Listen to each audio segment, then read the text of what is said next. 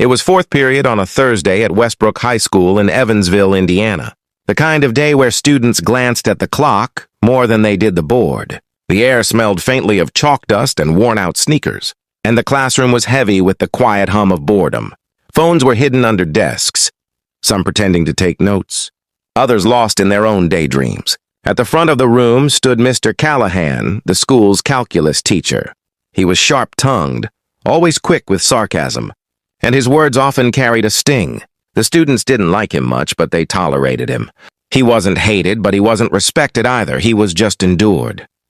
That day felt no different until the squeak of a mop echoed faintly from the hallway outside. Marcus Reed, the school janitor, was working his way down the corridor with the same quiet rhythm he carried every day.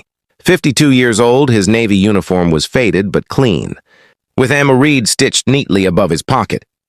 He was known to everyone but noticed by no one. The kind of man who blended into the background without effort. When Callahan glanced toward the door and saw Marcus, a smirk spread across his face. He tapped the board with the back of his marker and called out, "Well, look who's here. Mr. Reed. You think you can solve this one?" The students laughed, not loudly. Just the kind of awkward laughter that makes you wonder if it's safe to join in. Marcus didn't flinch. He set his mop carefully against the wall and stepped into the room. His voice was calm, almost too calm. "Mind if I give it a try?" he asked. Callahan raised his eyebrows, still amused, and stepped aside. Phones slipped quietly out of backpacks. A few students whispered, "Is he serious?"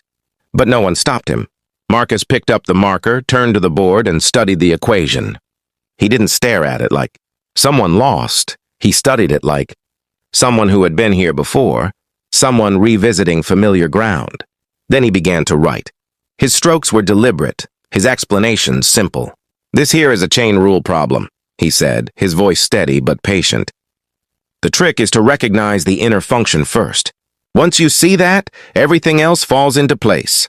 The classroom grew still. Students leaned forward. Chairs creaked softly as bodies shifted, but no one dared to interrupt. The sound of the marker against the board was the only thing filling the silence. Mr. Callahan folded his arms, his smirk gone now, replaced with something tighter, something less certain. Line after line, Marcus broke the problem down, not just solving it, but teaching it. He didn't brag, he didn't show off, he simply explained like it was second nature. When he was done, the board was filled with precise, neat work. He capped the marker, stepped back, and said softly, "That's one way to do it." For a moment, silence. Then a student whispered, "He's right." The room seemed to hold its breath. Callahan's arms were folded, but his smirk was gone. His mouth opened, then closed again, no words coming. Marcus gave a small nod, retrieved his mop, and walked out. He didn't need applause. He didn't need acknowledgement. He just kept moving, as though nothing unusual had happened. But inside that classroom, something had shifted. Students exchanged looks. Phones buzzed as clips uploaded to TikTok. By the time the lunch bell rang, the clip had been shared hundreds of times. The caption read, "Our janitor just smoked the calculus teacher." By the end of the day, it was everywhere. The next morning, Marcus went about his usual routine. He fixed a loose door hinge, replaced a light bulb, and checked the boiler room. But this time, when he walked through the halls, students didn't look past him. They looked at him. Some smiled. Some gave him a nod. One girl said, "Good morning, Mr. Reed." Another student, clutching a geometry book, asked nervously, do you tutor?"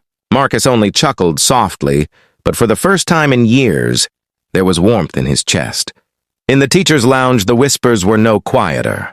"He explained it cleaner than I would have," Ms. Holloway, the physics teacher, admitted. Mr. Crane from the English department laughed in disbelief. "That man's been here for years." And nobody knew. But at the corner table, Callahan sat in silence, his eyes locked on the stack of papers in front of him. He didn't say a word. That afternoon, Marcus was summoned to Principal Garner's office. The principal, a stout man with graying hair, leaned forward across his desk. "Marcus," he asked cautiously, "do you have a background in education? Or engineering?" Marcus hesitated. For a moment, he looked down, almost unwilling to speak. Then he said quietly, "I went to Purdue. Mechanical engineering. Full ride scholarship." Garner blinked, stunned. You're serious? Marcus nodded.